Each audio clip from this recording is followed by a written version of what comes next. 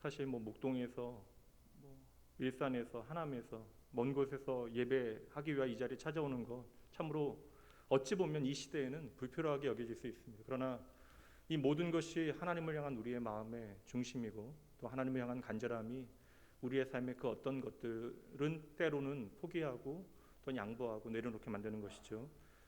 이 자리에 나오신 분들 여러 가지 불편함 각오하시고 이 자리에 나오셨으니 그냥 이 시간 흘려 보내는 것이 아니라 우리의 삶에 관통하여 지나가신 하나님의 놀라운 은혜를 분명하게 발견하고 그것이 내 삶의 이야기 되어진 여러분 모두가 되어주시길 주님의 이름으로 축복합니다.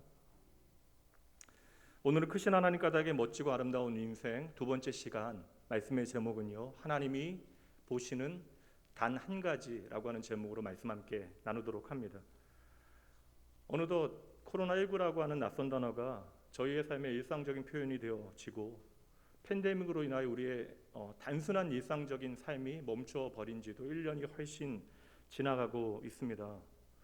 우리가 해야 하는 많은 일들을 미루고 다음을 기약하고 있긴 하지만 그 시간이 지나가면 지나갈수록 과연 우리가 누렸던 일상이 당연한 것인가, 그 일상의 의미들이 조금씩 우리 안에 퇴색해 가는 것도 참 힘든 시간을 우리가 보내고 있는 증거가 아닐까라는 생각을 해봅니다. 얼마 전에 어서 좀 코로나19가 끝나서 요양병원에 계신 어머니 얼굴 좀 마음껏 보고 싶다라고 하셨던 한 성도님의 그 말씀이 가슴에 와 닿았어요. 우리가 기다림 자체의 소망을 좀 두고 기다림의 소망을 삼고 그 모든 것에 위안 얻으며 살아가려 노력은 하지만 사실 한결같은 마음으로 기다린다라고 하는 것만큼 우리의 삶에 어려운 것이 참 없다라는 생각도 해봅니다. 요사의 청년들 어찌 보면 너무나 딱하잖아요. 특별히 취업을 위하여 준비하고 있는 청년들, 그 기다림의 시간이 너무나 힘겨운 과정이 아닐까 싶습니다. 그렇게 생각해보면 어찌 보면 이 시대의 청년들이 이 팬데믹의 가장 큰 피해자가 아닐까. 그러니 보이는 한두 가지 모습에 철없다라고 나무라지는 마시기 바랍니다. 우리 아이들 보니까 수십 개 회사에 이력서 넣어놓고 어떤 아이는 100개 넘게 이력서를 넣었다고 이야기하는데, 그리고 그 모든 결과를 기다리는 과정이 얼마나 지난할까라는 생각도 해봐요.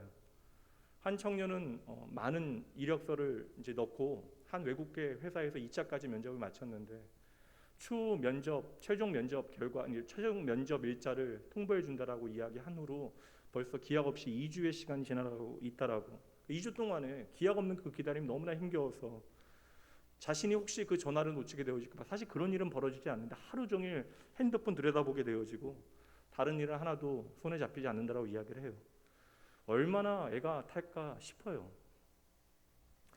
기다림은 사실 우리의 마음이 간절할수록 또한 기약이 없으면 없을수록 그만큼 우리에게 힘이 드는 것입니다. 이 자리에 계신 분들 가운데서도 기다림이 참 힘든 분들, 어떤 분들은 그 기다림의 시간이 고통스러운 분들도 계실 것이에요. 이 자리에 우리 모두가 각기 다른 사정을 가지고 살아가고 있지만 다들 울리지 않는 전화를 기다리는 그 고달픔이 무엇인지에 대해서 나름 알고 계실 것입니다. 사실 인생을 조금 더 넓은 시각에서 바라보게 되어지면 우리의 삶에 많은 것들이 그렇게 대단한 일들은 아니에요. 그런데 당장 오늘 우리에게 절박한 문제는 우리에게 너무나 힘든 문제가 되어지고, 또한 그러한 일들에 대해서 기별이 없으면 그만큼 우리에게는 고달픈 일이 되어지는 것이죠. 오디션을 보고 기다리거나 직장이나 모임에 원서를 넣었거나 또 누군가에게 도움이 절실하여 어렵게 도움을 청하였건만 연락이 전혀 없습니다. 때로는 오지 않는 전화를 기다리는 것만큼 고통이 뼈에 사무치는 일이 없는 것 같아요. 내 자존감의 상처를 크게 입은 것 같고 또 자격지심에 내가 꼭 찬밥이 되어진 것 같습니다. 이렇게 자처하지 않는 기다림은 언제나 모두에게 힘든 것이죠. 오늘 본문의 말씀에 다윗이 그렇습니다. 말씀 11절 보도록 합니다. 또 사무엘이 이새에게 이르되 내 아들들이 다 여기 있느냐. 이새가 이르되 아직 막내가 남았는데 그는 양을 지키나이다. 중요한 일이 벌어졌고 그 자리에 모든 사람들이 함께하고 있는데 다윗만 홀로 들에서 양을 치고 있다라고 아버지가 말해요.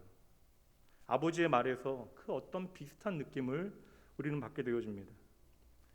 저와 여러분이 기억하고 있는 다윗의 첫 이야기는 지난주 말씀과 같이 그 블레셋의 거인 골리앗과 멋지게 맞붙는 장면인 것으로 생각하지만 실상은 다윗의 첫 번째 이야기는 다윗이 보잘것 없는 상황에서 가족들에게도 차별을 받는 이야기가 다윗에 대한 첫 번째 이야기입니다. 오늘 다윗의 첫 이야기가 시작되어지는 장면은 나이가 지긋한 노 선지자가 하얀 수염을 휘날리며 이스라엘의 촌동네인 언덕길로 내려오는 장면입니다. 그리고 줄로 맨 암송아지 한 마리가 선지자의 뒤를 따르고 있어요. 노인이 소 한 마리 끌고 오는 것이 뭐 대단한 일일까 싶지만 밭에서 일하던 농부들은 그 노인이 누구인가를 알아보고는 깜짝 놀라 급히 동네의 원로들, 장로들에게 알립니다. 4절 말씀이요. 사무엘이 여호와의 말씀대로 행하여 베들레헴의 이름에 성읍 장로들이 떨며 그를 영접하여 이르되 평화를 위하여 오시나이까. 그냥 나이 많은 낯선 노인이 소 한 마리 끌고 온 것이 아니라는 것입니다. 이 노인이 누구예요?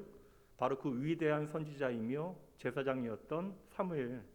그러니까 베들레헴에 전혀 예상치 못한 일이 벌어진 것입니다. 하나님께서 택하신 그 위대한 제사장, 선지자, 어린 나이에 하나님의 부르심을 받게 되어지고 엘리 제사장의 아이들은, 자녀들은 갈수록 더 타락의 길을 걸어가게 되어지는 그 시간 동안에 사무엘은 성장의 성장을 거듭하게 되어집니다.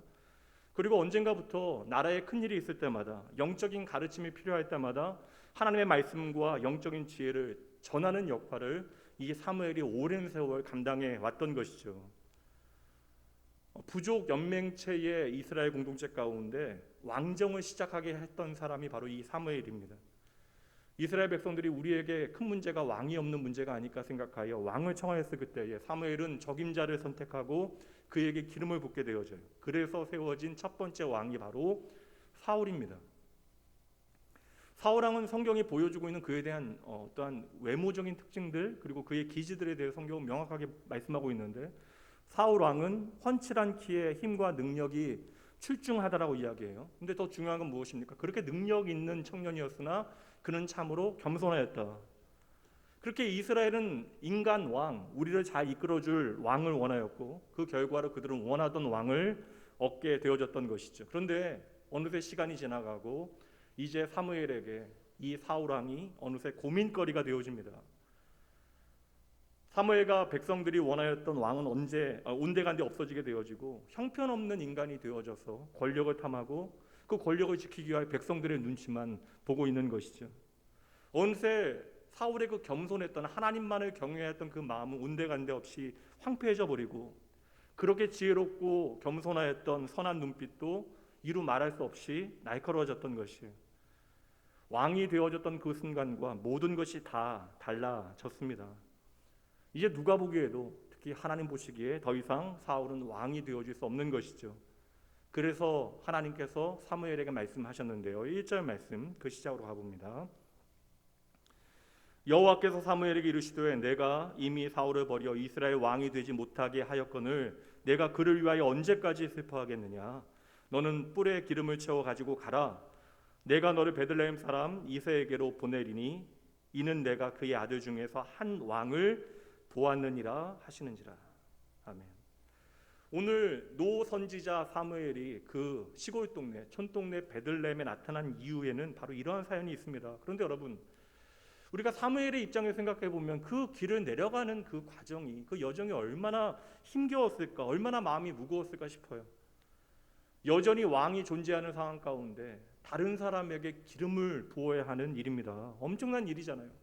게다가 그 첫 번째 왕에게 기름 부은 사람이 바로 자신이었는데 이제 또 다른 왕을 세워야 하니 너무나 괴롭고 힘든 발걸음이었을 것이. 그러나 이제 한 나라의 영적 지도자로서 이렇게 위태로운 시절에 지도자 없이 지낸다라고 하는 것이 또 얼마나 위태로운 일인가를 알았기에 사무엘은 말씀에 순종하여 그 길을 내려가고 있는 것입니다.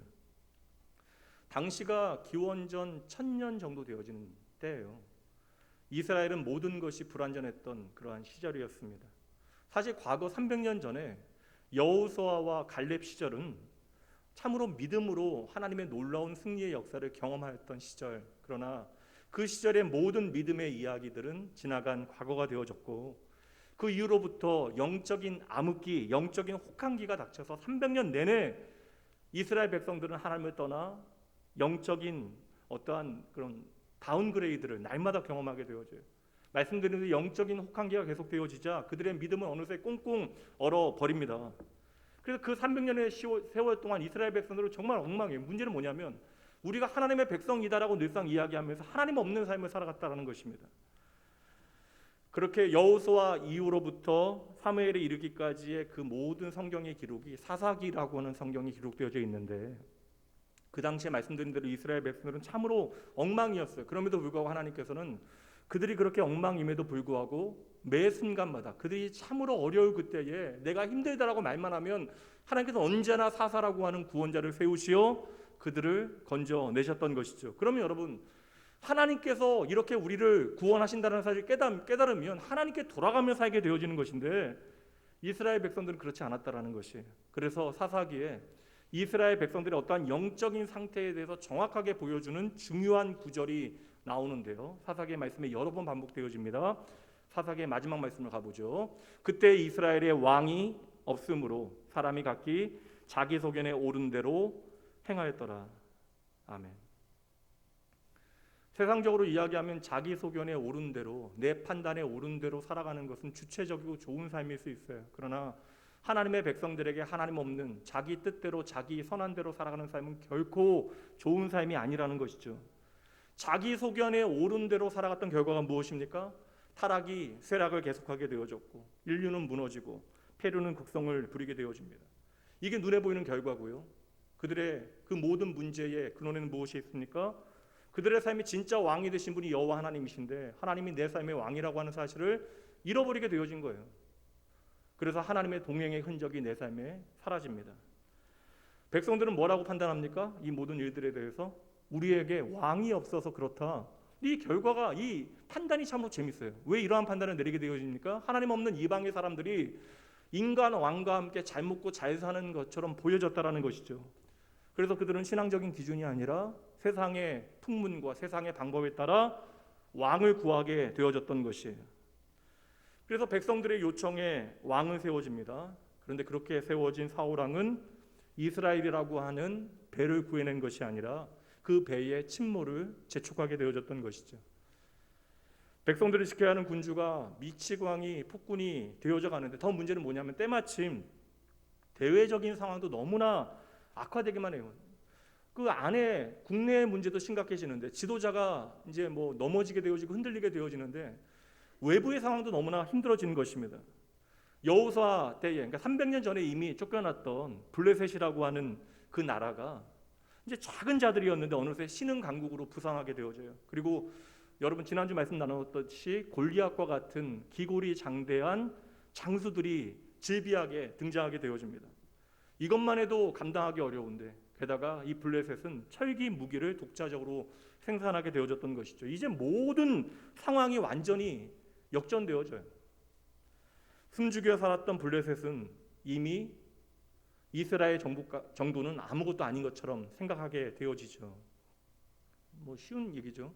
블레셋은 도시국가가 형성이 되어지고 철기 무기를 독자적으로 생산하게 되어졌는데 히브리인들은 여전히 물매와 농기구와 활을 가지고 싸우게 되어지는 것입니다. 이렇게 아늘은 끝없는 쇠락을 계속하게 되어지고 왕도 힘을 잃어가고 밖에서는 적들이 감당할 수 없는 세력으로 자라나 이스라엘 전부를 위협하게 되어졌던 때, 그렇게 중요한 때의 지도자는 날이 갈수록 허약해지고 그와 함께 나라는 갈수록 쇠약해지기만 합니다. 이제 마침내 하나님께서는 어떠한 특단의 조치를 취하기로 작정하셨는데 이것은 사무엘조차도 전혀 예상치 못한 그러한 일이에요. 지극히 작은 한 촌 동네에서 예상치 못한 한 사람을 역사의 현장으로 하나님께서는 불러내시기로 작정하시는데 그 현장이 바로 오늘 본문의 말씀입니다. 그리고 오늘은 이 말씀을 통해서 우리의 삶에 하나님께서 보시는 가장 중요한 기준 한 가지를 우리는 함께 붙잡고 그것이 우리의 삶에 변치 않는 믿음의 능력 되어질 수 있도록 살펴보아야 할 것입니다. 하나님은 사무엘을 산 골짜기에 있는 작은 마을로 보내세요. 이 마을은 예루살렘으로부터 한 8km 정도 떨어져 있는 아주 시골 마을입니다. 작은 마을. 특별할 것 하나 없는, 어제와 오늘이 변화 없고 오늘과 내일이 변화 없을 아주 조용한 마을입니다. 모든 사람들은 전혀 알지 못하고 있지만요, 이 마을은 여러분 하나님의 아주 특별한 계획 가운데 있는 마을입니다. 이 마을의 이름은 베들레헴이에요. 이방 여인이었던 룻도 한때 이 마을에서 살았어요. 그리고 예수님께서도 이 마을에서 첫 번째 울음을 터뜨리게 되어집니다. 오늘 말씀에서 사무엘이 암송아지 한 마리를 끌고 이 마을로 들었을 그 당시에는 예수님께서 한 아기로 이 땅에 오시기 전 1000년 전이에요. 이 모든 사건은 구약으로부터 예수님 오실 때까지 하나로 연결되어지지만 누구도 여러분 이 사실을 깨닫지 못해요. 심지어 평생을 하나님의 사람으로 살았던 사무엘도 여기에 하나님의 어떠한 뜻이 있는가에 대해서 전혀 깨닫지 못합니다. 그 조용했던 마을, 어제와 오늘이 변함없는 그 마을에 사무엘 선지자가 갑자기 나타나게 되어지니 동네가 난리가 난 것이죠. 그러니까 베들레헴을 지나가는 선지자들도 거의 없는데, 선지자뿐만 아니라 민족의 지도자인 큰 어른인 사무엘이 베들레헴을 목적으로 지금 나타난 것입니다. 그러니 마을의 원로들이 우리가 혹시 무엇인가를 잘못해서 징계하기 위하여 찾아온 것은 아닐까 두려워하며 사무엘에게 묻게 되어지는데요. 다시 4절이요. 사무엘이 여호와의 말씀대로 행하여 베들레헴에 이르매 성읍 장로들이 떨며 그를 영접하이로되 평강을 위하여 오시나이까. 사무엘의 방문이 참으로 궁금한 사람들에게 모든 일을 사무엘이 밝힐 수는 없는 것이죠. 그래서 노 선지자는 이 송아지를 잡아서 하나님 앞에 제사하기 위하여 내가 왔노라 이야기하면서 마을 장로들에게 조용히 이 마을의 이세라고 하는 사람과 그의 모든 아들들을 불러달라라고 이야기하게 되어집니다. 사무엘은 이 모든 일을 하나님의 말씀대로 조용히 치르고자 했던 것이죠. 그게 5절 말씀이에요. 이르되 평강을 위함이니라. 내가 여호와께 제사하러 왔으니 스스로 성결하게 하고 와서 나와 함께 제사하자 하고 이새와 그의 아들들을 성결하게 하고 제사에 청하니라. 이렇게 사무엘의 부름을 받고 이새의 아들들이 사무엘 앞에 서게 되어집니다. 그때에 사무엘은 이새의 아들들을 하나하나 꼼꼼히 뜯어보기 시작해요. 여러분들 많이 들어본 이야기잖아요. 사무엘의 시각에서 보면 가장 먼저 맏아들 엘리압, 누가 보기에도 왕의 제목 같습니다. 잘생긴 얼굴에 강인한 몸, 얼마나 그가 멋진 청년인가를 증명해 주고 있어요.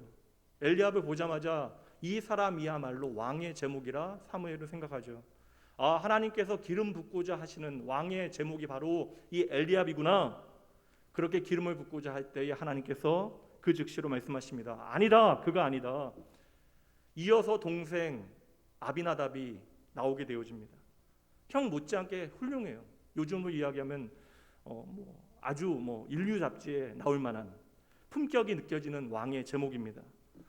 분명 아비나답도 좋은 선택이 되어질 듯해요. 그래서 사무엘은 아비나답을 왕으로 세우고자 하나 하나님께서는 또한 그를 향해서도 동일하게 말씀하십니다. 아니다, 그가 아니다. 세 번째 후보는 삼마, 학구적이며 지적 능력이 출중한 청년. 형들에 비해서는 카리스마가 조금 부족할지 모르겠지만 지혜로운 왕의 제목이 되어질 듯해요. 사무엘은 또 강한 인상을 받게 되어지고 그에게 기름을 부으려 하지만 하나님께서는 또다시 막으십니다. 아니다, 그가 아니다. 이렇게 이새의 첫째 아들로부터 그 자리에 있는 모든 아들들 하나하나 나오게 되어질 때마다 사무엘은 기름을 부으려 했지만 번번이 하나님께서 그를 막으시고 그 손을 거두기를 명령하십니다. 그리고 하나님께서는 여기서 중요한 어떠한 말씀 하나를 주세요. 노 선지자의 주의를 환기시키는 그런 말씀인데 오늘 말씀의 핵심이 되어지는 구절이 되어집니다. 7절 말씀 보시죠. 유명한 말씀이에요. 여호와께서 사무엘에게 이르시되 그의 용모와 키를 보지 말라. 내가 이미 그를 버렸노라. 내가 보는 것은 사람과 같지 아니하다. 함께 읽어봅니다. 사람은 외모를 보거니와 나 여호와는 중심을 보느니라 하시더라. 아멘. 사람들은 세상은 외모를 보지만 나 여호와 하나님은 중심을 본다. 이 유명한 말씀이 바로 여기에 등장하는 것이에요. 그렇게 이세 7 아들 전부가 지나가게 되어집니다. 그 어떤 아들도 하나님의 시험을 합격한 아들이 없었다라는 것이에요. 얼마나 당황스러운 상황이에요. 하나님의 말씀대로 왔건만, 그래서 하나님의 말씀대로 이세와 아들들을 다 불러 모았건만 이제 이세의 그 어떤 아들도 남아있지 않다라는 것이죠. 당황하게 되어진 사무엘이, 당황했다는 것은 저의 해석이긴 하지만 그 상황은 누가 봐도 당황스러운 상황이잖아요. 사무엘이 이세에게 또다시 묻습니다. 11절 말씀이요. 또 사무엘이 이새에게 이르되 내 아들들이 다 여기 있느냐? 그때 이사가 머리를 조아리며 대답합니다. 이새가 이르되 아직 막내가 남았는데 그는 양을 지키나이다. 사무엘은 이새에게 얼른 사람을 보내요. 그 아들을 데려오라라고 이야기하면서 내가 그를 보게 되어질 때까지 자리에 앉지도 않겠다라고 재촉합니다. 저는 이 장면에서 하나님의 그 말씀과 이 장면에서 저의 시선이 멈췄어요. 여기서 아버지 이새가 아들 다윗을 향하여 사용하고 있는 단어가 하나 나옵니다. 우리도 자주 쓰는 단어이긴 한데 그 단어가 바로 막내라고 하는 단어예요. 히브리어로 하카톤이라고 하는 단어입니다. 근데 이 막내라고 하는 하카톤이라고 하는 단어는요, 단순히 나이가 가장 어린 막둥이를 지칭하는 것만으로 끝나지 않아요. 이 하카톤이라고 하는 단어는 어떠한 등급과 계급의 개념이 이 안에 들어가 있습니다. 그러니까 이 아이는, 이 막내는 가장 늦게 태어났을 뿐만 아니라 아버지의 마음 가운데 가장 변변치 않은 아들이었다라는 것입니다. 이 막내 아들은 아버지의 마음속에 들어있지 않았다라는 것이죠. 그러니 당연히 지금 양을 쳐야 하는 것은 모든 아들을 데려오라라고 이야기했건만 이 아들은 그 모든 아들에 들어가지 않는, 그래서 들에서 양을 치는 일은 이 하카톤 막내의 몫이 되어졌던 것이죠. 모자란 막내는 오지 않아도 될 것이라고 생각했고, 그리고 이 모지리를, 이 꼬맹이를 위대한 선지자 앞에 내세우는 것이 부끄러우니 아예 문제가 되어지지 않는 허허벌판에 홀로 내놓은 것입니다. 제가 뭐 부정적인 해석을 하는 것이 아니에요. 모든 아들을 데려오라고 이야기했는데 아버지는 그 막내 다윗을 자신의 아들로 제대로 생각하지 않았던 것입니다. 그래서 막내는 지금 형제들과 함께 있지 못하고 아무도 없는 허허벌판에 나가 있는 거예요. 여러분 잘 아시잖아요. 여러분들 그렇게 아버지조차도 인정하지 않았던 그 꼴찌에 대하여 이제 장차 성경은 66장이나 할애하여 그의 행적에 대하여 하나하나 기록하여 우리에게 설명합니다. 이것은 예수님 말고는 유례가 없는 일이에요. 신약 성경에서만 그 막내의 이름이 59번이나 등장하고 저와 여러분의 복음 예수 그리스도가 바로 그 막내의 자손으로 이 땅에 오게 되어집니다. 그의 펜끝에서 가장 위대한 시편들이 쏟아져 나오고요.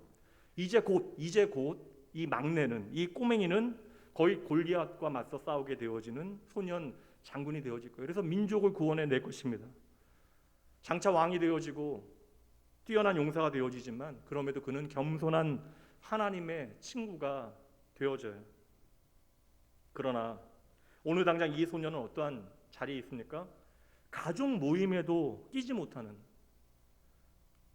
가족에게도 초대받지 못하는, 아버지에게조차 인정받지 못했던 못난 꼬맹이였다라는 거예요. 가족에게도 신뢰받지 못하고 잊혀진 아이, 그래서 그 가난한 촌에서도 아무도 거들떠보지 않았던 그 자리에서 단조로운 일만 하는 인생, 누구도 주목하지 않았던 아이가 바로 다윗이었던 것이죠. 여기까지만 생각하면 너무나 슬프잖아요. 근데 이 스토리가 오늘 우리에게 복음이 되어지는 이유가 무엇일까요? 이 모든 배경이 오늘 말씀의 핵심이 아니라는 것입니다. 하나님께서 하카톤, 그 아무것도 아닌 꼬맹이를 지명하여 지목하여 선택하셨다는 것이죠. 그럼 왜 하나님께서 그 꼬맹이를 그렇게 선택하셨을까? 저는 이 선택에 하나님의 강 같은 은혜가 흐르고 있다고 확신해요. 그리고 그 선택의 원리가 오늘 우리에게 복음과 같이 주어지고 있는 것입니다. 그럼 이 하나님의 선택의 원리를 잘 보셔야 돼요. 다시 말씀드릴게요. 오늘 말씀의 핵심은요, 다윗이 얼마나 못났는가가 아닙니다. 다윗이 얼마나 불쌍한가가 아니에요. 그리고 다윗이 얼마나 억울할까 우리가 판단하는 것도 오늘 말씀의 핵심이 아닙니다. 오늘 말씀의 핵심은 다시 말씀드립니다. 그 아무것도 아닌, 심지어 아버지조차도 주목하지 않았던 꼬맹이 다윗을 하나님께서 아시고 지명하고 선택하셨다라는 것입니다. 지금 사무엘이 자리에 앉지도 않고 그 꼬맹이 다윗을 기다리고 있어요. 그렇게 자리에 앉지도 않고 노 선지자가 서서 기다리고 있는 그 모습이 저는 다윗을 향한 하나님의 마음이었다라고 확신합니다. 오늘 이 사건은 오늘 우리의 삶에 가져올 수 있어요. 그리고 하나님께서는 그것을 위하여 이 말씀을 우리에게 기록하여 보여주신 것입니다. 저와 여러분은 나름 다윗이 걸었던 그 들판, 초장을 걸어본 경험이 있을 거예요.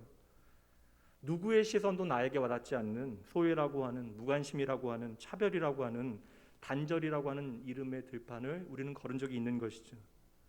사실 다윗이 살았던 베들레헴은 아무것도 아니고, 우리에겐 너무나 유명하지만 베들레헴은 말 그대로 예루살렘에 비교하면 이름도 없는 촌동네예요. 그래서 사무엘 선지자를 한 번 보고는 그렇게 호들갑을 떨었던 것입니다. 근데 여러분 보세요. 예루살렘에 비교하면 아무것도 아닌 그 촌동네 안에서도 등급이 나누어지고 있다는 거예요. 게다가 여러분 오늘 말씀 극단적으로 아버지가 아들들을 처음부터 마지막까지 줄 세워요. 그리고 여기서도 빠져도 되는 아들을 정해버립니다. 상황이 여러분 3,000년이 다 되는 넘는 세월이지만 오늘 우리의 상황과 너무나 똑같잖아요. 오늘도 등급이 정해지잖아요. 집이 얼마나 넓은지, 어떠한 차를 타고 다니는지, 어디에서 일하는지, 체격은 얼마나 좋고 얼굴은 얼마나 잘생겼는지, 옷은 어떠한 브랜드의 옷을 입고 다니는지, 어느 대학에 나왔고, 그리고 어떠한 학위를 가지고 있는지. 이렇게 세상의 수많은 기준과 사회적인 통념을 가지고 오늘도 사람들은 등급을 나누며 살아갑니다.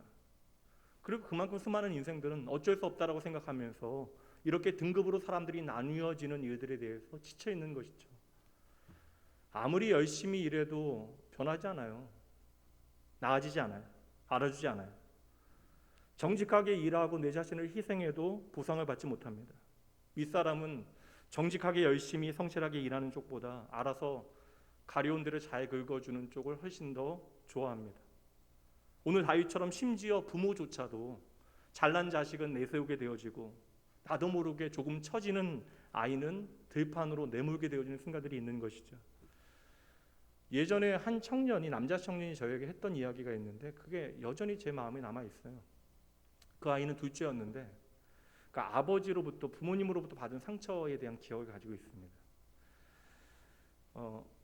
부모님께서는 의대에 입학한 잘난 형을 참으로 이뻐하시고 특별 대우를 하셨대요. 근데 그런 얘기 되게 많잖아요. 그러니까 뭐 청년들하고 있다 보면 할머니가 유산을 나눠주는데 이제 손자들한테는 많이 주고 손녀에게는 안 주고 뭐 그런 얘기도 많이 하거든요. 애들이 이제 해야 될 얘기 안 해야 할 얘기 이제 목회자에게 다 하다 보니까. 근데 그 부모님이 의대에 들어간 아들에게 특별 대우하는 거에 대해서 이 아이는 없는 살림에 자녀 셋을 뒷바라지하는 부모님이 얼마나 힘드실까. 그리고 없는 살림에 나는 열심히 해도 되지 않는데 우리 형은 이렇게까지 공부를 잘해주니 그냥 부모님이 충분히 그러실 수 있다. 저는 그것만 해도 참으로 착한 아이거든요. 근데 그렇게 한 번도 부모님을 향해서 내 마음의 좀 억울함에 대해서 표현해 본 적이 없었던 이 아이가 그럼에도 불구하고 공부 잘하는 형과 또 나이 터울이 있던 막둥이 사이에서 자기도 모르게 좀 상처를 많이 받았던 것 같아요. 그래서 어느 날이 아무것도 아닙니다. 좀 늦게 집에 이제 돌아왔는데 집에 사람들이 가득하다는 거예요. 아버지 회사에서 아버지가 진급을 하셔서 회사 사람들을 초대한 거예요. 근데 자기는 모르고 있었다라는 것이죠. 근데 형은요, 아버지가 아침에 오늘 일찍 오라고 이야기했대요.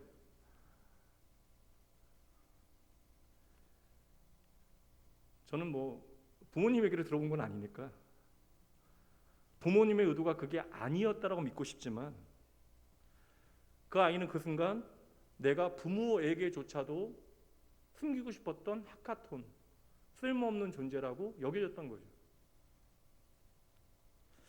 생각해보니까요, 다윗은요 엘라 골짜기에서 골리앗을 만난 것이 처음이 아니라 이미 그 허허벌판에서 소외라고 하는 이름의 골리앗을 만나고 있었던 것입니다. 이 자리에 저와 여러분도 다양한 이름의 소외 골리앗들을 만나며 살아가고 있어요. 그리고 우리는 그 골리앗에 더 진저리 치게 상처받았을 것입니다. 오늘 말씀 잘 보세요, 여러분. 인생이 얼마나 연약한가를 우리에게 보여주고 있잖아요. 평생을 하나님의 말씀대로 살아왔던 사무엘, 그렇게 하나님께서 나를 부르시며 믿음으로 응답하고 하나님과 동행하는 삶을 살아왔던 사무엘조차도 이미 사울이 실패했다라고 하는 사실을 경험하였음에도 불구하고 뭘 봐요? 여전히 용모와 키와 외모와 조건들을 살피고 있었다라는 거예요. 그러니 여러분 어쩔 수 없어요. 나는 그렇지 않다라고 이야기하지 마십시오.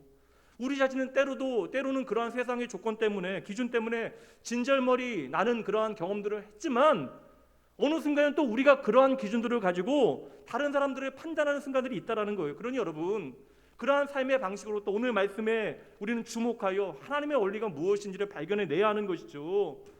여러분, 오늘 말씀을 통하여 보여주신 하나님의 마음을 붙잡게 되어지면 우리가 우리를 소외시키고 차별시키는 그 모든 것으로부터 눈을 드디어 뗄 수 있는 이유를 발견하게 되어집니다. 우리가 세상의 평가와 차별과 그 소외로부터 신경 쓸 여력이 없어질 거예요. 그러한 이유를, 우리가 그러지 않아도 되는 이유를 발견하게 되어질 것입니다. 오늘 말씀에서 가장 중요한 게 뭐예요, 여러분? 오늘 말씀의 핵심은 단 한 가지예요. 우리가 신경 쓸 것이 있다는 것입니다. 뭐예요, 여러분? 나를 지으신 분의 생각, 오늘 나를 향한 나의 아버지이신 하나님의 생각이 무엇인가? 다시 말씀드릴게요. 이 땅의 모든 피조물들은 주인 되신 하나님의 생각이 중요하다는 것입니다. 주님께서 오늘 그러니 저와 여러분을 향하여 말씀해 주시는 거예요. 다시 7절 말씀 보실게요. 여호와께서 사무엘에게 이르시되 그의 용모와 키를 보지 말라. 내가 보는 것은 사람과 같지 아니하다.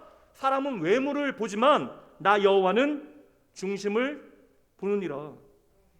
여러분, 이 말씀 우리를 향한 말씀이에요. 오늘 이 시간 이 땅의 모든 핫카톤, 이 땅의 모든 꼴찌들을 향하여 주시는 말씀입니다.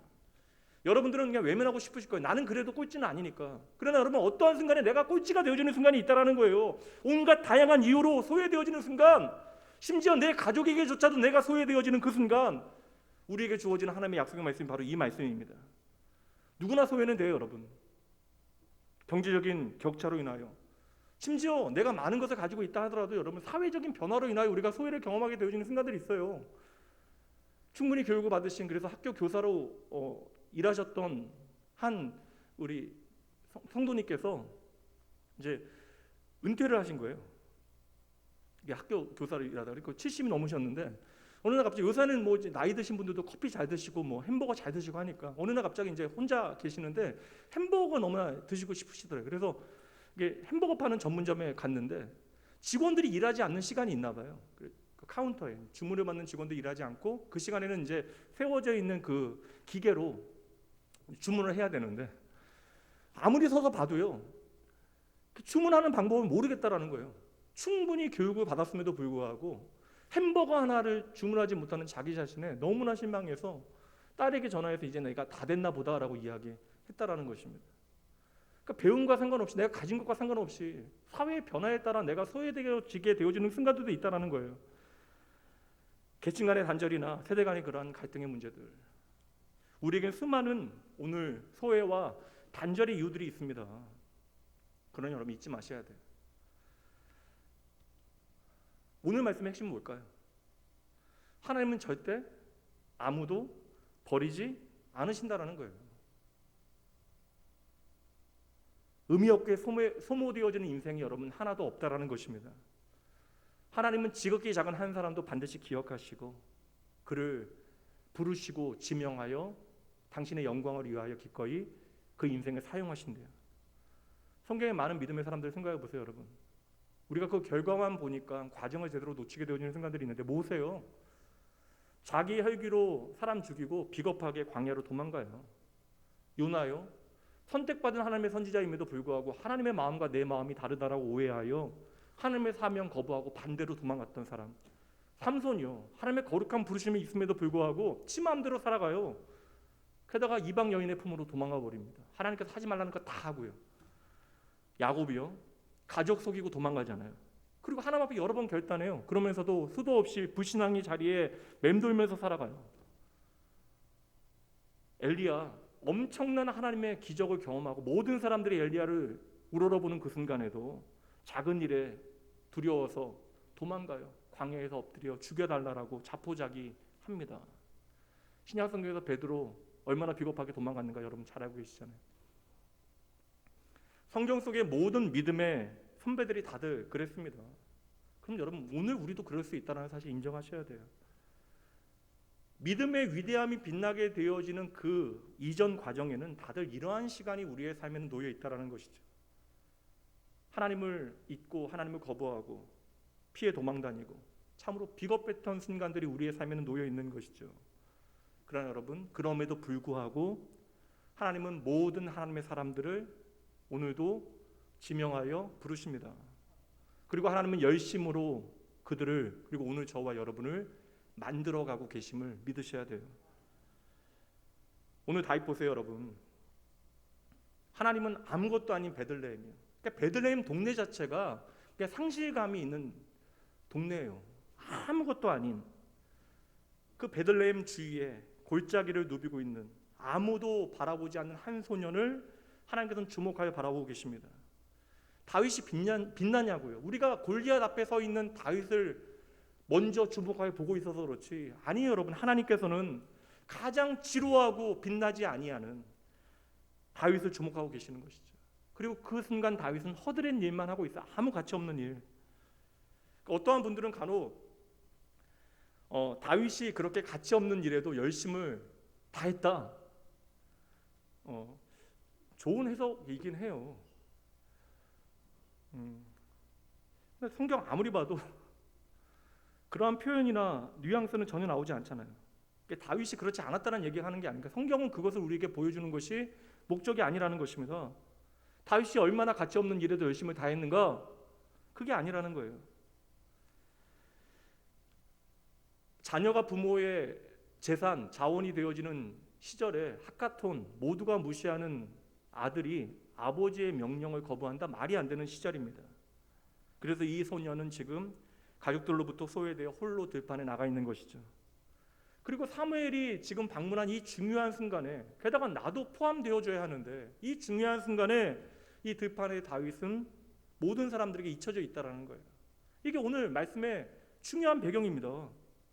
근데 모든 사람들은 다윗을 잊어버렸지만 중요한 메시지는 무엇이에요? 하나님께서는 그 들판의 다윗을 주목하여 보고 계셨다라는 것이죠. 드디어 하나님께서는 그 집의 한 사람의 목소리를 빌어서 다윗을 부르십니다. 다윗아, 빨리 집으로 가자. 사무엘님이 너를 기다리고 계신다. 저는 이것이 하나님의 음성처럼 들려요. 얘야, 어서 내게로 오렴. 내가 너를 기다리고 있다. 아무도 보지 않는 곳에서 양들을 치느라 다윗의 얼굴은 벌겋게 달아올랐을 것 같고, 여러분, 양고기 먹는데도 냄새나는데 3000년 전에 양을 치는 일, 얼마나 여러분 양들의 노린내가 몸에 배어 있었겠습니까? 그러니 사람들은 당연히 핫가톤 꼴찌에게서 그 어떤 비범함을 찾지 못하는 것이죠. 다윗이 도착했지만 그 누구도 다윗을 주목하지 않아요. 우리가 기억하지 못해서 그렇죠. 이어지는 골리앗 이야기에서도 누구도 다윗을 주목하지 아니합니다. 그런데요, 다윗이 도착하자마자 하나님께서 말씀하시는데 12절이요. 여호와께서 이르시되 이가 그니 일어나 기름을 부으라 하시는지라. 사무엘아, 바로 이 소년이다. 어서 일어나 이 어린 다윗에게 기름을 부어라. 여러분, 이 장면 우리가 얼마나 많이 보고 들었던 말씀입니까? 이 말씀이 오늘 저와 여러분에게 주신 하나님의 말씀을 믿으십니까? 우리가 그토록 초등학교 때부터 많이 들었던 이 말씀, 그렇다면 여기에 담겨져 있는 하나님의 마음 오늘 여러분 붙들고 사시냐고요? 오늘 말씀에 우리를 향한 하나님의 중요한 기준이 제시되어져요. 그리고 저는 오늘 이것 한 가지만 여러분들과 나누려고 합니다. 하나님께서는 아무도 보지 못하시는 것을 보신다라는 것이에요. 그게 무엇입니까, 여러분? 중심이요, 중심. 세상 누구도 보지 못하는 내 안에 있는 중심, 그 마음을 하나님께서 보십니다. 다윗이 얼마나 결점이 많은 사람이에요. 성경이 그의 인생을 자세하게 설명하면 설명할수록 그의 삶이 얼마나 연약한지가 드러나게 되어집니다. 다윗의 삶에는 정말 독버섯과 같은 밤의 사연이 있어요. 제가 말씀드렸다시피 딸 있는 부모는 절대 거들떠도 보지 않을 인생이 바로 사위로 거들떠보지 않을 인생이 다윗입니다. 근데 여러분, 하나님께서 보셨던 그의 마음의 중심 단 한 가지예요. 하나님을 향한 갈망하는 마음. 이게 진짜예요, 여러분. 다윗은 나름 결점이 많았던 인물이지만 그가 고백한 대로 아침을 기다리는 파수꾼과 같이 그의 평생에 하나님을 찾고 갈망했던 사람. 그것으로 하나님께서는 그를 인정하시고 그를 바라보십니다. 사람들은 어쩔 수 없어요. 눈에 보이는 아름다운 것들에 마음을 빼앗깁니다. 세상은 체격이나 외모나 지갑의 두께로 한 사람을 평가하죠.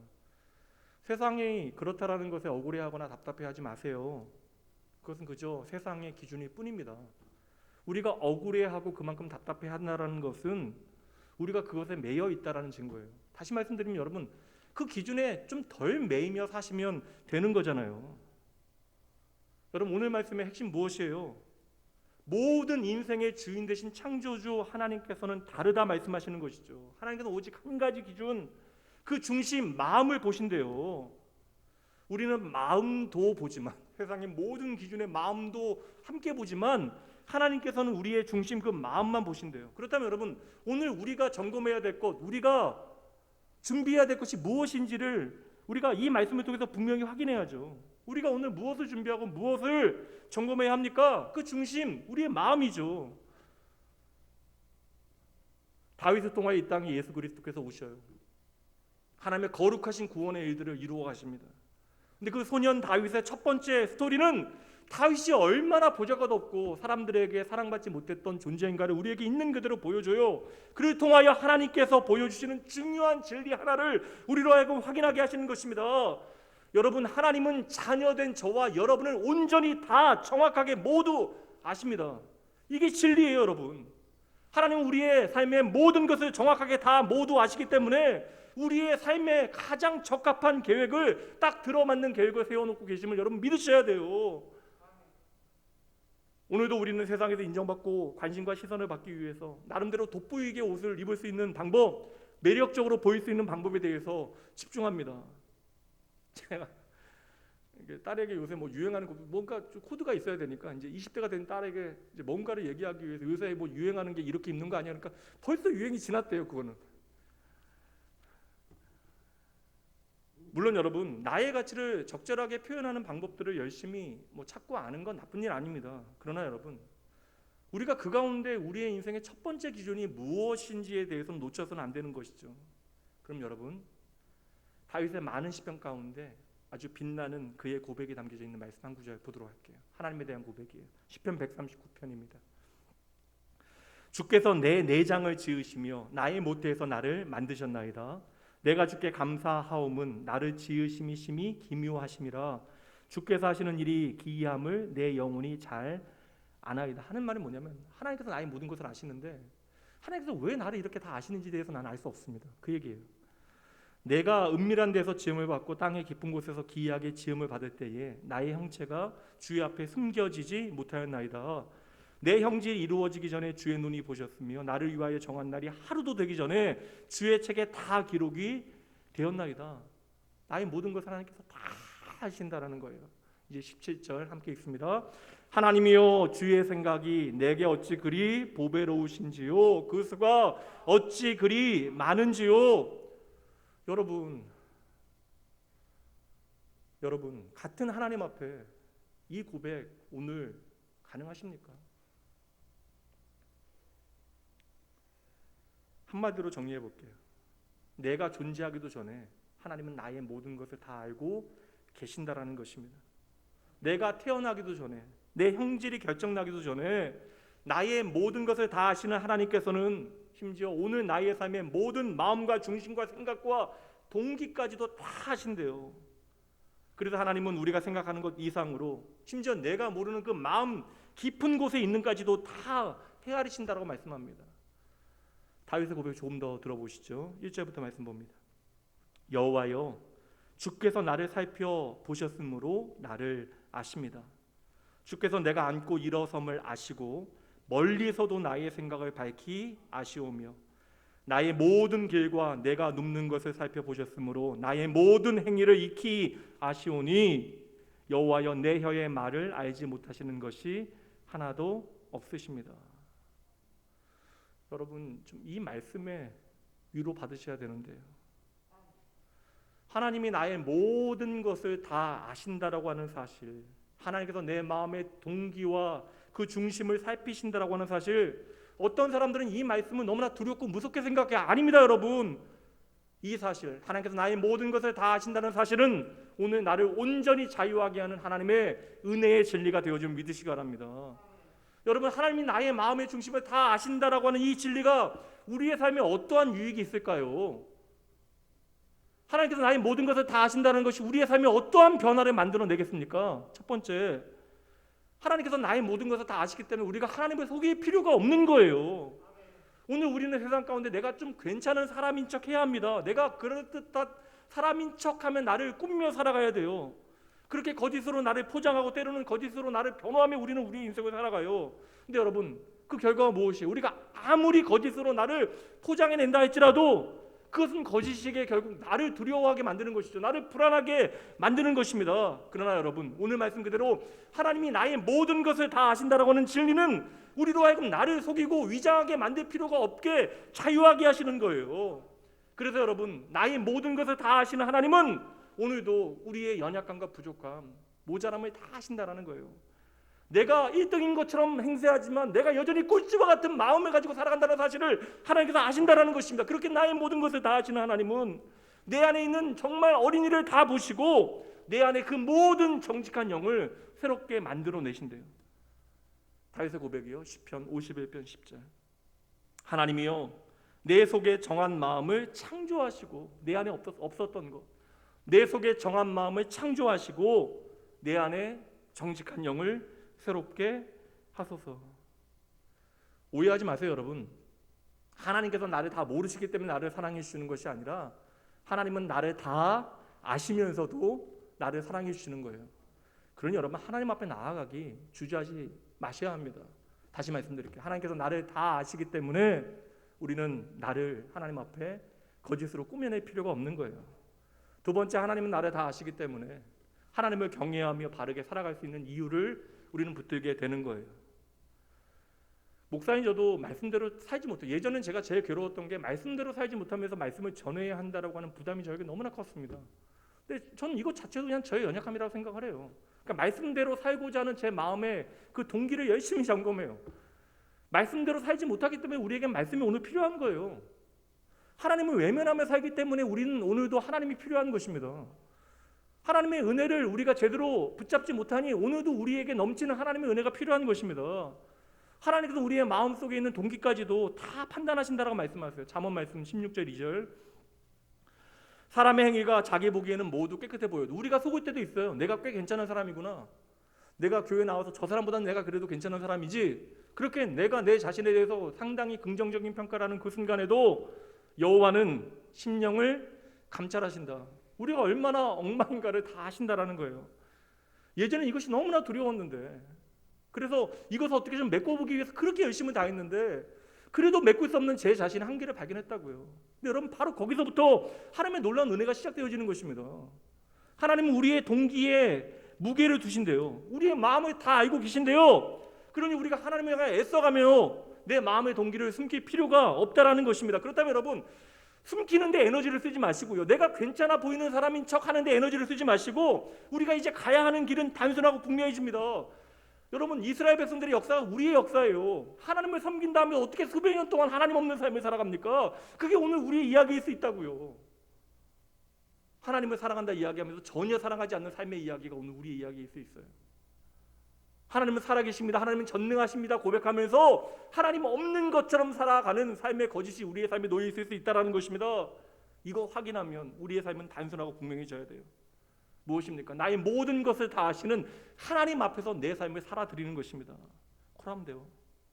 그래서 하나님은요, 일의 결과를 살피시는 것이 아니라 우리 안에 숨어있는 그 동기를 먼저 살피시는 것이죠.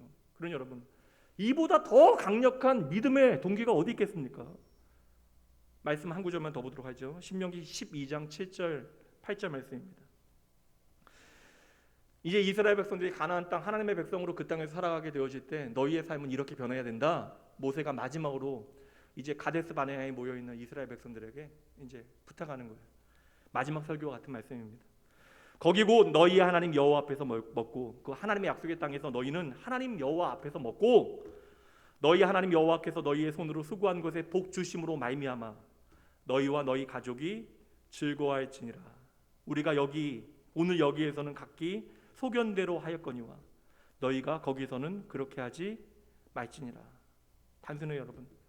하나님 앞에 살아가는 것이 저와 여러분을 즐겁게 행복하게 하는 길이라는 것입니다. 이거 외면하니까 우리가 하나님을 떠나 살아가는 것이 우리에게 즐거움과 행복이 되어진다라고 착각하게 되어지는 것이고, 그 결과로 우리는 끊임없이 근심하고 불안해하고 두려워하며 살아가는 것이죠. 하나님 앞에서 먹고 마시는 자는 정직하게 행하고 수고하여 하나님께서 내게 베푸신 복들에 참으로 감사하며 그 복을 누리며 살아간다는 것이에요. 그렇게 나를 온전히 하시는 하나님을 기억하게 되어질 때 우리는 각기 소견에 옳은 대로 내 생각대로 나를 주장하며 살아갈 수 없다라는 거예요. 이것이 하나님 앞에 살아가는 하나님의 백성들의 삶의 이야기가 되어지는 것입니다. 그래서 우리는 하나님이 나의 모든 것을 아신다는 사실 때문에 우리는 경건하게 하나님 앞에 우리의 삶을 살아갈 수 있는 동기와 능력을 얻게 되어지는 것이죠. 마지막 세 번째, 오늘 다윗과 같이 우리는 하나님 앞에서 살아간다는 사실을 알게 되어질 때 하나님 아버지의 사랑이 무엇인지를 깨닫게 되어져요. 말씀드렸다시피 우리가 그럴듯해서 하나님은 저와 여러분을 사랑하시는 것이 아니라는 것입니다. 많은 분들이 오해하시는 게 내가 그래도 이 정도 하나님 앞에 수고하고 하나님의 사랑에 응답했으니 그래서 하나님께서 나에게 복 주시는 것이다. 물론 맞아요, 여러분. 우리가 믿음의 삶을 잘 살아내면 하나님께서 우리를 기특하게 여기시고 칭찬해 주실 것입니다. 그러나 여러분, 그것이 여러분 하나님의 칭찬이 우리의 삶이 그만큼 하나님의 그 복과 은혜에 걸맞기 때문에 우리에게 주시는 것이 아니에요. 우리는 언제나 모자랍니다. 그리고 도리어 내가 하나님의 은혜와 상관없이 살아감에도 불구하고 하나님은 우리의 삶에 우리가 감당하지 못할 일들을 행하신다고요. 그럼 여러분 기억하셔야 되는 건 뭐예요, 여러분? 도리어 내가 하나님의 사랑에 걸맞는 인생이다 생각하게 되어지면 때때로 우리의 삶에 내 판단대로 억울해지는 순간들 많아질 거예요. 여러분의 삶에 진짜 하나님의 사랑이 무엇인지 깊이 있게 묵상해 본 적 있으세요, 요사이? 여러분의 삶에 오늘 하나님의 사랑이 얼마나 놀라운가에 대해서 여러분 확신하며 감격해 본 적이 언제십니까? 로마서 5장 6절부터 말씀 보도록 할게요. 우리가 아직 연약할 때의 기약대로 그리스도께서 경건하지 않은 자를 위하여 죽으셨도다. 의인을 위하여 죽는 자가 쉽지 않고 선인을 위하여 용감히 죽는 자가 혹 있거니와 우리가 아직 죄인 되었을 때에 그리스도께서 우리를 위하여 죽으심으로 하나님께서 우리에 대한 자기의 사랑을 증명하셨다. 오늘 말씀의 기준이 뭐예요, 여러분? 하나님의 사랑이 우리 가운데 이미 나타났는데 그 우리의 상태가 어떠한 상태예요? 우리가 연약했을 그때, 우리가 아직 연약했을 그때, 우리가 아직 죄인 되어졌을 그때, 그런 여러분, 저와 여러분이 그럴듯한 삶을 살아갈 때 우리의 삶에 하나님의 은혜와 사랑이 주어진 것이 아니라고요. 여전히 우리가 아직 연약할 때, 우리가 여전히 죄인 되었을 그때 하나님께서 이유는 모르겠지만 저와 여러분을 사랑하시기로 작정하셨대요. 그렇게 우리가 여전히 길을 헤매고 있는데 하나님께서는 우리의 길이 되신 예수 그리스도를 우리에게 친히 보여주심으로 그의 죽으심과 부활을 통하여 우리를 향하신 하나님의 사랑을 확인시켜 주신 것이죠. 그래서 우리는 다른 것 의지하지 않는 거예요. 예수님의 이름만, 그 십자가의 은혜만을 바라보고 오늘도 하나님 앞에 담대히 나아가게 되어지는 거예요. 하나님께서 우리의 마음을 다 아신다. 그래서 이것은 저와 여러분을 향한 하나님의 무한한 사랑과 격려가 되어지는 거예요. 하나님 사랑하면 좋아요. 하나님을 사랑하는 삶의 증거들이 우리의 삶에 더 많아지면 좋습니다. 그런데 여러분, 하나님의 사랑에 대한, 나의 하나님을 향한 그 사랑에 대한 확신에 매이기보다 우리가 정말 붙잡아야 되는 것은 변함없는 나를 향한 하나님의 사랑에 대한 확신이에요. 하나님이 얼마나 나를 사랑하시는가에 대한 그 확신이 우리의 삶의 진짜 힘과 능력이 되어지도록 하셔야 한다는 것입니다. 계속해서 말씀드립니다, 여러분. 오늘 말씀은 한 가지 하나님의 기준을 우리에게 보여주고 있는 거예요. 하나님께서 얼마나 분명하게 말씀하십니까? 신경 쓸 건 많은 세상 가운데 그렇지 않아도 스트레스 받고 이 오늘의 현실이 우리에게 참 버거운데 우리가 정말 신경 써야 되는 단 한 가지만을 하나님께서 우리에게 보여주시되 하나님은 다른 것 아니라 마음 한 가지만 우리에게 보시겠다라 말씀하시는 것이죠. 다윗이 하나님의 마음에 맞는 사람이 되어질 수 있었던 이유, 그 마음이 하루하루 전심으로 하나님께 더 가까이 나아갔기 때문이에요. 제가 말씀을 읽고 또 읽어봤어요. 아무리 읽어봤지만 저 역시도 다윗의 그 마음속 동기를 따져볼 수 없었어요. 어떻게 따지겠어요? 들판에 홀로 있는 다윗의 마음 누가 알겠어요? 아버지도 모르는데, 사무엘도 모르는데요.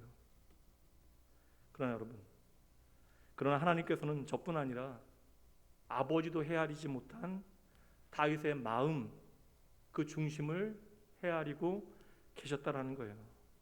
그럼 여러분 기억하세요. 이것이 여러분의 확신되어져야 되고 능력되어져야 돼요. 무엇입니까?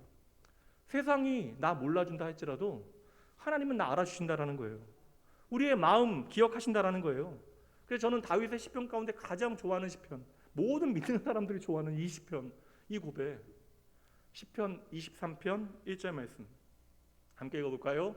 여호와는 나의 목자시니 내게 부족함이 없으리로다. 우리는 맨날 울잖아요. 맨날 부족한 것 때문에 울고 있는데 다윗은 그의 인생에 부족하고 많은 모든 순간들, 심지어 사랑하는 자식을 통해서도 배신당하고 모든 것을 빼앗기게 되어진 그 순간에도 동일하게 고백합니다. 여호와는 나의 목자시니 내게 부족함이 없습니다. 이게 다윗의 마음의 중심이에요. 이게 다윗의 찐 고백입니다. 그럼 여러분들은 어떠세요? 내가 오늘 빛나지 않아도, 내가 당장 성공하고 출세하지 않아도, 내가 당장 왕궁에 들어가지 못한다 할지라도 진정 하나님 한 분 때문에 부족함이 없으십니까? 다시 물을게요. 여러분 진짜로 하나님 한 분까지에게 오늘을 충분히 만족하며 살아가고 계십니까? 크신 하나님 까닭에 눈에 보이는 기준이 아니라 오늘 내가 여전히 하나님을 예배하고 있다는 이 사실 때문에 여러분 감격하고 계세요.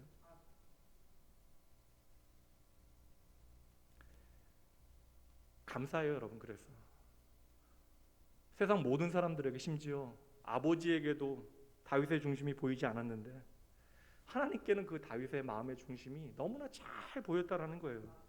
이것만 기억해도 우리의 삶에 억울할 일 사라질 것 같아요. 이것만 붙잡고 살아도 오늘 우리가 그렇게 지치지 않고 오늘을 잘 이겨낼 수 있을 것이라고 확신합니다. 그래서 하나님은 그의 마음의 중심을 붙잡으시고 다윗 하나만을 기다리고 또 기다리고 계셨던 거예요. 여러분 생각해 보세요. 다윗의 삶이, 왕이 되어진 다윗의 삶이 부러우세요? 우리가 다윗의 삶이 부럽다라고 이야기할 수 있는 것은 그의 평생에 여호와 하나님께로 더 가까이 나아간 것, 그리고 그를 통하여 하나님의 놀라운 구속의 약속. 그래서 오늘 저와 여러분 예수의 이름으로 하나님 앞에 나아갈 수 있는 그 귀한 통로로 사용되어졌다는 것이지, 저는 실상 다윗이 왕이 되어진 거 그렇게 부럽지 않아요. 말씀 읽어보세요. 왕이 되어지기까지 얼마나 많은 상처를 받아요. 그리고 왕이 되어져서도 여러분 얼마나 인생이 모진 세월을 살아가게 되어집니까? 제가 야망이 없어서 그런지 몰라도 저는 다윗과 같은 삶을 살기보다는 평범한 그냥 한 사람, 이름 없는 사람으로 살아가기를 저는 원합니다. 다윗과 같은 삶은 너무나 아파요. 그런 여러분, 다윗이 왕이 되어진 것이 진짜가 아니라고요.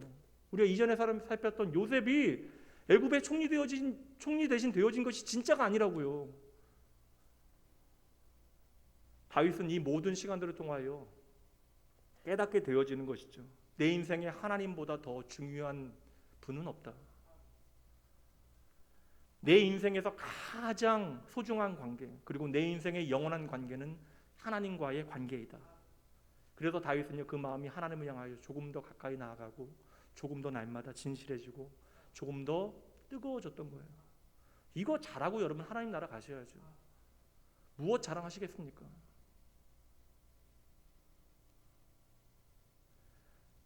형편없죠. 저와 여러분이 참. 그래서 하나님의 은혜가 오늘도 우리에게 필요합니다. 그래서 다윗은 시간이 지날수록 하나님께 시선을 집중해요. 그래서 그의 삶의 모든 권력과 재물이 사라진 순간에도 다윗의 삶에는 단 한 가지가 남아있었어요. 바로 하나님을 예배하는 마음이요. 도망자의 자리에서도, 가장 어두운 굴안에서도 하나님을 예배하는 일을 다윗은 쉬지 아니합니다. 오늘 하나님의 말씀이 우리를 향한 얼마나 놀라운 은혜의 말씀인지, 넘어진 우리를 어떻게 일으켜 세우시기 원하시는 하나님의 마음지를 확인하게 되어져요. 나 여호와는 중심을 본다. 오늘 이 말씀이 오늘 저와 여러분에게 새로운 소망 되어지길 주님의 이름으로 축복합니다. 이건 하나님의 약속의 말씀이에요. 여러분, 세상이 나를 모른다 할지라도 하나님께서 내 마음 다 아시니 힘내세요. 억울해하지 마세요.